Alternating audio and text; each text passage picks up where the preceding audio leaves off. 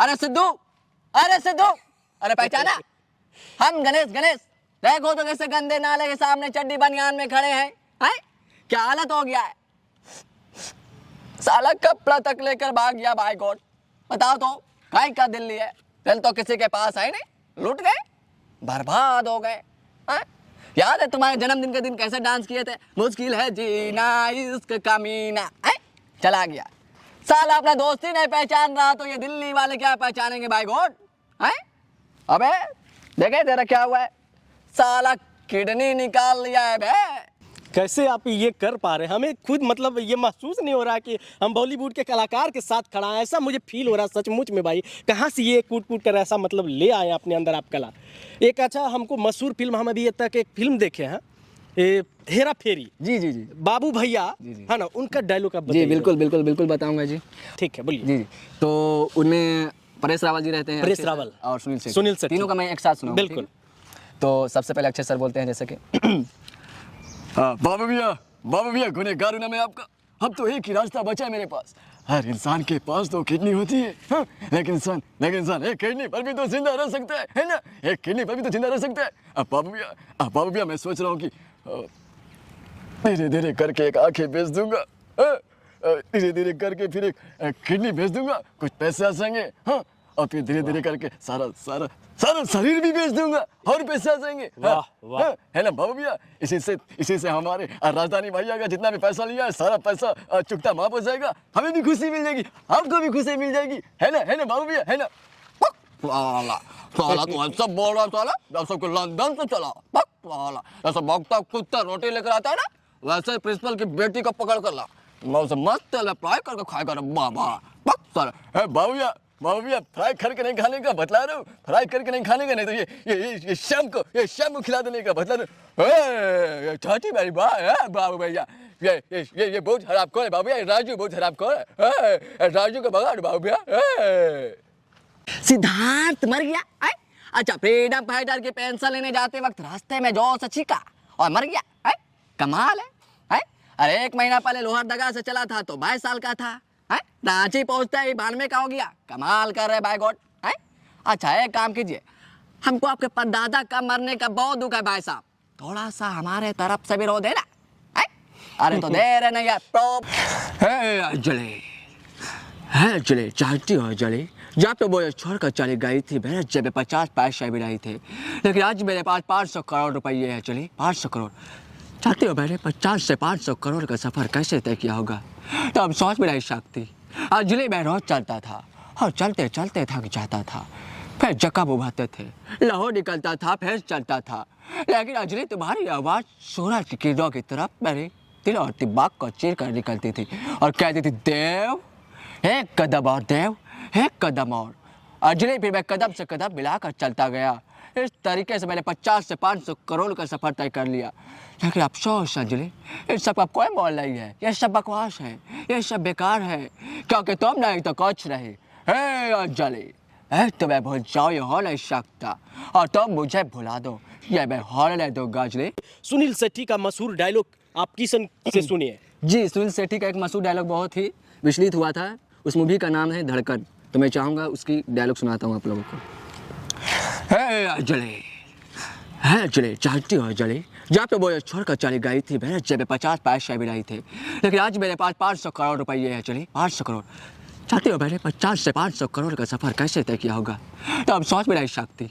अंजलि में रोज चलता था और चलते चलते थक जाता था, फिर जकब उभाते थे, लाहौर निकलता था, फिर चलता था, लेकिन अंजलि तुम्हारी आवाज़ सूरज की किरणों की तरफ मेरे दिल और दिमाग को चीर कर निकलती थी और कहती थी देव एक कदम और, देव एक कदम और।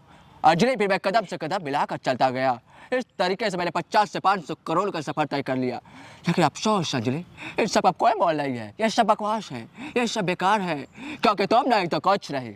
हे अंजलि, तुम्हें भूल जाओ ये हो नहीं सकता, और तुम मुझे भुला दो ये मैं होने दूंगा। अंजलि, इस जब तो क्या तुम 7 जन्मों तक किसी और की नहीं हो सकती।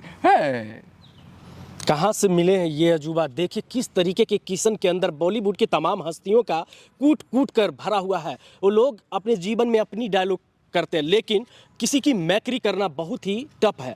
और इसी के द्वारा सिर्फ एक व्यक्ति का अगर मैक्री करना बहुत आसान है, लेकिन एक नहीं, ये 125 व्यक्तियों का, बॉलीवुड के जितने भी मशहूर कलाकार हैं उनका यानी कि ये कॉपी कर लेते हैं मैक्री। और अभी हम आपको कौआ बिरयानी जयराज का ये डायलॉग आप थोड़ा बताइए। सिद्धार्थ मर गया है? अच्छा, फ्रीडम फाइटर की पेंशन लेने जाते वक्त रास्ते में जोर से चीखा और मर गया है? कमाल है? अरे 1 महीना पहले लोहरदगा से चला था तो 22 साल का था है? रांची पहुंचता ही 92 का हो गया। कमाल कर रहे भाई गॉड है? अच्छा, एक काम कीजिए, हमको आपके परदादा का मरने का बहुत दुख है भाई साहब, थोड़ा सा हमारे तरफ से भी रो देना है? अरे तो दे रहे नहीं यार, प्रॉब्लम क्या है यार, मतलब तुम तो सर पे बैठे जा रहे हो यार है? अरे आदमी कहाँ गया और हमारा पर्स? कमाल है, जब पर्स ही चला गया तो पैसा कहाँ निकालेंगे भाई गॉड? अरे सिद्धू, अरे पहचाना, हम गणेश देखो तो कैसे गंदे नाले के सामने चड्डी बनियान में खड़े हैं क्या हालत हो गया है? साला कपड़ा तक लेकर भाग गया भाई गॉड। बताओ तो काय का दिल्ली है, दिल तो किसी के पास है नहीं, लूट गए, बर्बाद हो गए। याद है तुम्हारे जन्मदिन के दिन कैसे डांस किए थे, मुश्किल है जीना इश्क कमीना, चला गया।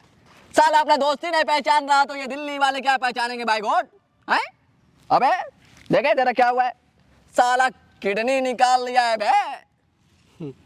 कैसे आप ये कर पा रहे हैं? हमें खुद मतलब ये महसूस नहीं हो रहा कि हम बॉलीवुड के कलाकार के साथ खड़ा है, ऐसा मुझे फील हो रहा है सचमुच में भाई। कहाँ से ये कूट कर ऐसा मतलब ले आए अपने अंदर आप कला। एक अच्छा हमको मशहूर फिल्म, हम अभी तक एक फिल्म देखे हैं हेरा फेरी। जी, बाबू भैया है ना, उनका डायलॉग आप जी बिल्कुल बताऊंगा जी। वो तो बहुत ही मशहूर है यार, जैसे कि आप लोगों को पता है भी हेरा फेरी 2 आने वाला है। हाँ बिल्कुल, है ना? नहीं हेरा फेरी 2 शायद, हाँ ठीक है, बोलिए। जी, तो उनमें परेश रावल जी रहते हैं, परेश रावल और सुनील सेट्टी, तीनों का मैं एक साथ सुना बिल्कुल। तो सबसे पहले अक्षय सर बोलते हैं जैसे कि बाबू भैया गुनहगार हूं ना मैं आपका, अब तो एक ही रास्ता बचा है मेरे पास। हर इंसान के पास तो किडनी होती है, हाँ? लेकिन इंसान एक किडनी पर भी तो जिंदा रह सकता है ना? एक किडनी पर भी तो जिंदा रह सकता है। अब बाबू भैया मैं सोच रहा हूँ कि धीरे धीरे करके एक आंखें बेच दूंगा, धीरे धीरे करके फिर एक किडनी भेज दूंगा, कुछ पैसे आ जाएंगे, हाँ? और फिर धीरे धीरे करके सारा शरीर भी बेच दूंगा और पैसे आ जाएंगे। वाह है ना बाबू भैया? इसी से हमारे राजधानी भैया का जितना भी पैसा लिया है सारा पैसा चुकता माफ हो जाएगा, हमें भी खुशी मिल जाएगी, आपको भी खुशी मिल जाएगी, है ना बाबू भैया? है ना? साला तो ऐसा बोल रहा, साला जैसा कि लंदन से चला, ऐसा भगता कुत्ता रोटी लेकर आता है ना, वैसे प्रिंसिपल की बेटी को पकड़ कर ला, मस्त फ्राई करके खाएगा बाबा। बाबू भैया फ्राई करके नहीं खाने का बतला रहे हो, फ्राई करके नहीं खाने का, नहीं तो ये शाम को खिला देने का बतला रहे हो। छाती मेरी बाबू भैया, ये बहुत खराब कौन है बाबू भैया? राजू बहुत खराब कौन है? राजू का बगाड़ बाबू भैया।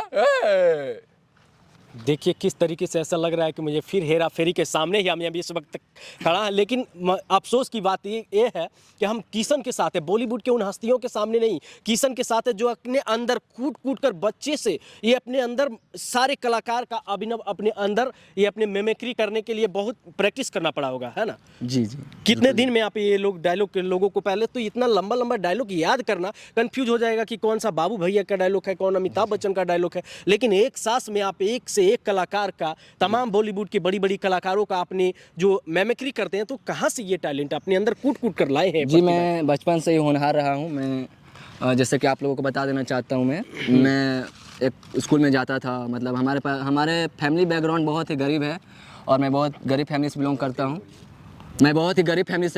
हूँ। और हमारी मम्मी हमेशा हमें प्राइवेट स्कूल में पढ़ाई है। अच्छा। हाँ, ऐसा नहीं है कि सरकारी या प्राइवेट में अलग देखा जाता है, बस बच्चा में हुनर होना चाहिए, पढ़ने का जुनून होना चाहिए, तो इंसान कहीं से भी आगे बढ़ सकता है। मैं ये नहीं कह रहा हूँ, बट मैं अपना हकीकत बता रहा हूँ कि मैं कहाँ पढ़ाई किया। क्या ये स्कूल में डायलॉग सिखाया जाता था या खुद आप सीखे? स्कूल में तो पढ़ाई होता था अक्सर, और मैं उसमें भाग लिया करता था, कभी डांस करता था, कभी गाना गाया करता था, मतलब कुछ भी टैलेंट से रिलेटेड हो, मैं हमेशा उसमें उत्सुक होता था आगे बढ़ने के लिए। ये सब हीरो को देखने के लिए, इनका मतलब डायलॉग सुनने के लिए आप ये सब तमाम मूवी देखे होंगे, तो ये मूवी देखने के लिए क्या आप अपने घर पे देखते थे या कहीं और जाते थे मोहल्ले में? जैसा कि मुझे पता है कि आप दूसरे के घर जाते थे बचपन में टीवी देखने के लिए, है ना? तो ये मतलब इतना आसान है कि दूसरे के घर में आप जाकर टीवी देखे और उनका कॉपी कर लिए, मिमिक्री आप आज कर रहे हैं हमारे कैमरे पे? आपको बता देता हूँ, जैसे कि मैं किसी के भी घर जाया करता था तो पहले तो लोग मतलब ऐसे देखते थे कि कहाँ से आ गया ये, मतलब बहुत ही मुझे मजाक बना देते थे, फिर भी मैं कुछ नहीं बोलता था, फिर भी मैं देखता था कि मैं कुछ तो सीखूंगा इससे देखकर। तो मैं जाता था तो लोग मतलब खिड़की बंद कर देते थे, दरवाज़ा बंद कर देते थे, दरवाज़ा बंद कर देते थे। और उसके बाद फिर एक दिन तो हद हो गया भैया, पता है क्या हो गया? एक दिन मैं गया था देखने के लिए, तो वो बोल दिया रोज़ रोज़ चला आता है, कहाँ कहाँ से, हाँ बंद कीजिए टीवी, ऐसे बोल दिया भैया। लेकिन मैं कुछ जवाब नहीं दिया, मैं बोला ठीक है, मैं वहाँ से उठ कर चला गया। और एक दिन पता है भैया क्या हुआ? एक दिन देखने गया था, एक दिन देखिए हमारा हाथ भी देख सकते हैं आप, में हमारा ये उंगली कमा जो दरवाज़ा होता है भैया, वो दरवाज़ा जानबूझ के बंद कर दिया, हमारा उंगली कट गया था भैया, देख सकते हैं आप ये उंगली। हाँ ये उंगली कटा भैया हुआ है, कट यहाँ गया पे था। चिन्ह है। हाँ देखिए कट गया था उंगली। शर्म कीजिए मोहल्ला वालों, ऐसे ऐसे प्रतिभान बच्चे को आप दबाने की कोशिश करते हैं, लेकिन जिसके अंदर अगर कूट कूट कर प्रतिभा भरा हुआ है ना, तो आप उसको दबा नहीं सकते। वो कहीं से अगर बोला जाए तो पहाड़ चीर कर भी वो अपने प्रतिभा को दिखाता और है। भैया और बताना आप हमारे कैमरे पे आप जैसा कि देखें इनकी प्रतिभा को, कि ये बच्चे के अंदर कैसे कूट कूट कर प्रतिभा भरा हुआ है। और भैया बताना चाहेंगे कि हमारे पास मोबाइल नहीं होता था, मैं कैसे मोबाइल कहाँ से लाए? एंड्रॉइड फोन भी आपके पास से लगता है? जी हमारे पास ये एंड्रॉयड मोबाइल है, ये मैं नुक्कड़ नाटक किया था भैया।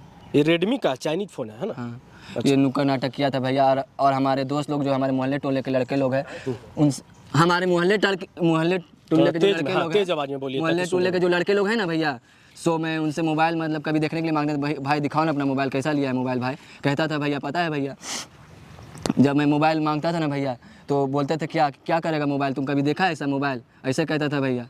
बहुत दुख होता था मन में, तो मुझे भी करता था कि काश मेरा पास वैसा मोबाइल होता तो मैं भी चलाता, इससे कुछ सीखता भैया। फिर उसके बाद जानते हैं, मैं उस दिन से प्रण किया भैया कि मोबाइल मैं अपना लेकर रहूँगा, चाहे कहीं से भी लूँ लेकिन लूँगा। अब भैया उसके बाद हमारे एक सौरभ समीर भैया है, वो भी लोहरदगा के रहने वाले, वो हमें बहुत सपोर्ट किए, वो हमें नुक्कड़ नाटक में ले गए। फिर मैं पूरा झारखंड भ्रमण कराए, वहाँ पे मैं मोदी जी का प्रचार किया, गैस के बारे में, फिर हीरो ग्लैमर गाड़ी का किया, उससे हमारा कुछ पैसा हुआ भैया। उसके बाद मैं मोबाइल लिया, और लोग उसके बाद पता है भैया क्या कहते हैं कि इसका तो औकात नहीं था खाने का, कहाँ से मोबाइल ले लिया बताइए, ऐसा ऐसा बोले भैया। फिर भी मैं पलट कर जवाब नहीं दिया हूँ। जो अगर आप लोग हमारे कैमरे पे देख रहे होंगे, किशन का आप प्रतिभा देख रहे होंगे।